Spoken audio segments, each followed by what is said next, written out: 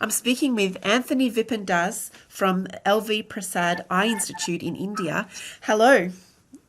Hello, Melissa. How are you doing? I'm really well. How are you? I'm good. I'm good. Congratulations on your newly published article, which is a novel technology tool to capture the clinical information of patients across rural vision centres in a three-tier eye care network in India using the eyeSmart app. Yes, Thank you so much. yeah, Thank you. congratulations. I wonder if you could tell us a little bit about the research team, first of all. Yes. I'm Dr. Anthony Vipin. I'm a consultant ophthalmologist at the LV Prasad Eye Institute.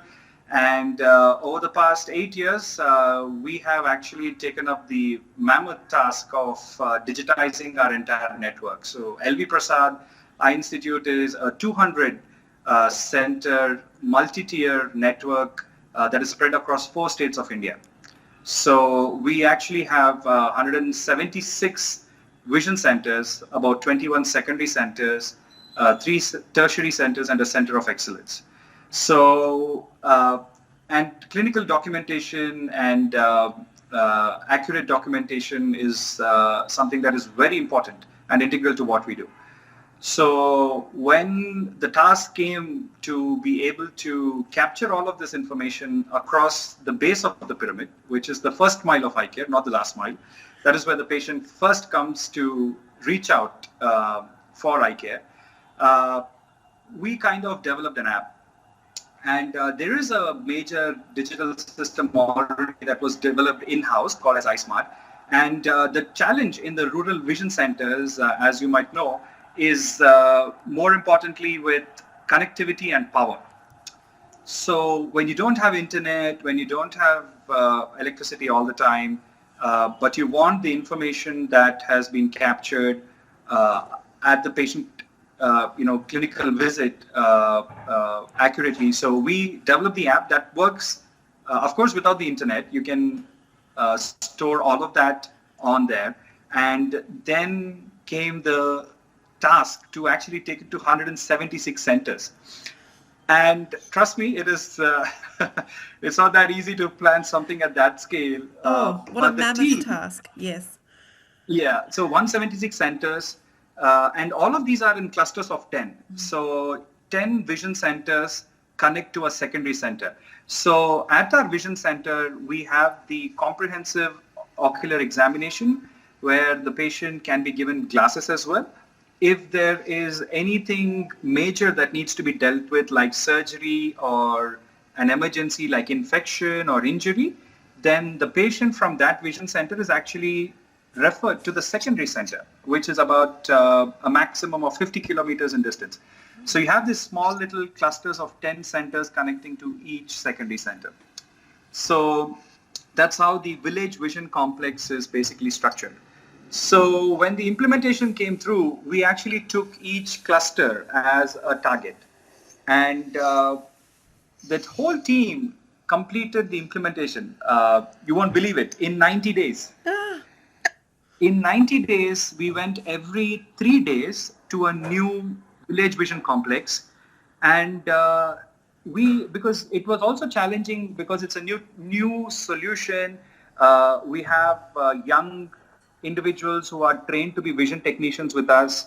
And we are also apprehensive, how will they kind of use this app? How will they kind of enter the information? But to our surprise, they really, really adapted well because it was simple, it was easy, and more importantly, it didn't require internet immediately. So we trained them how to sync the clinical data, and we also tracked it. We tracked which part of the network was syncing how much volume of information, and all of this, and using best practice scenarios, right? So you have about like 20 village vision complexes. So use the best practices that you have seen across other parts of the network, and then you share it with the ones who are having the challenges.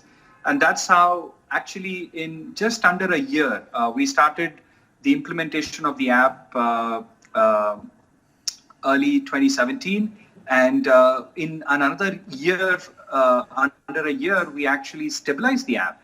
And then we launched the teleconsults as well. So today, the app has actually touched 700,000 unique patients. I mean, when we submitted the paper, it was 500,000 unique patients.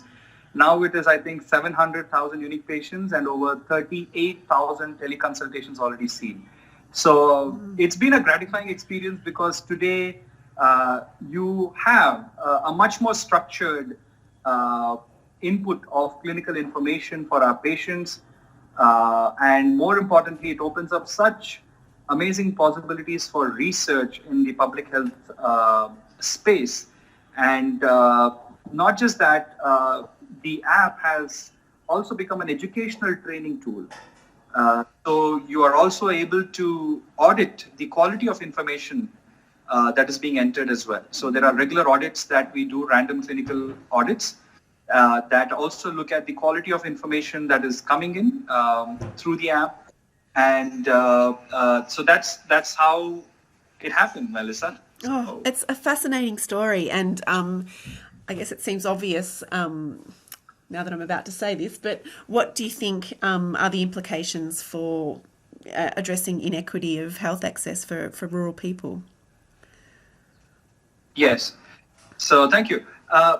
I think what this will do powerfully is, apart from the clinical insights that we have basically found, right? So in the paper, if you see, it was 501,000 patients seen in the 2-year period, and the age range was from babies to elderly people over 100 years as well.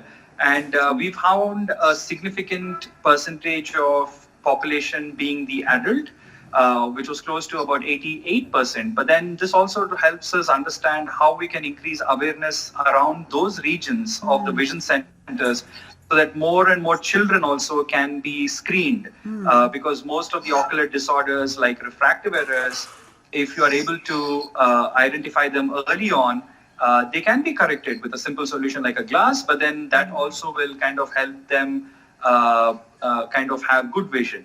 So a significant amount of the population that presented was between 21 and 30 years of age. And interestingly, the most common ocular disorder was refractive error, apart from disorders related to the cornea and the anterior segment. So refractive error, as you know, is the foremost avoidable cause of vision impairment. And the refractive error was as high as 44%. So I think one of the things that will definitely help us, apart from the clinical aspect of the information of patient presentation and the different various disorders, this will also help us to design educational modules which will help the vision technician to focus and be trained on the more commoner conditions that they are seeing in the clinic. And that is what is already happening, where we have, as I mentioned earlier, the app is also turning into an educational tool, and we are using the same tablet that is in the vision center to also design modules for identification of various ocular diseases or clinical examination modules. So that is an ongoing exercise already.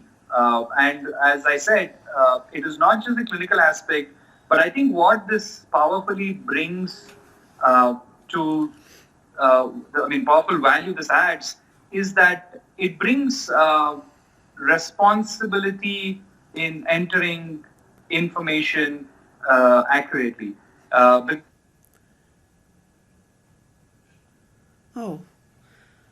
Because that you are not able to have the information that you need in real time.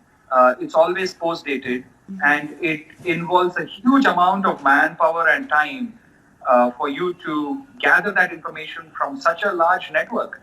And this is now cut down to a few milliseconds.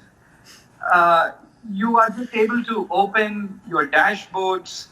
You are able to actually see, and not just that, we are also able to now look at which are the centers that we need to focus on, both in terms of capacity building as well. For example, we know the centers that see a very high footfall of over 25 patients a day. while there are certain vision centers that might see as less as maybe 6 or 7 patients a day. So that also is a great understanding for us on the logistical aspect to look at how do we kind of help increase the footfall of patients. And just for your information, the patients who present to all of our vision centers are seen absolutely free of cost. It's a completely cross-subsidy model. All the patients, as a matter of fact, 50% of the care that is done at LVPEI on a daily basis is about 50% is free of cost.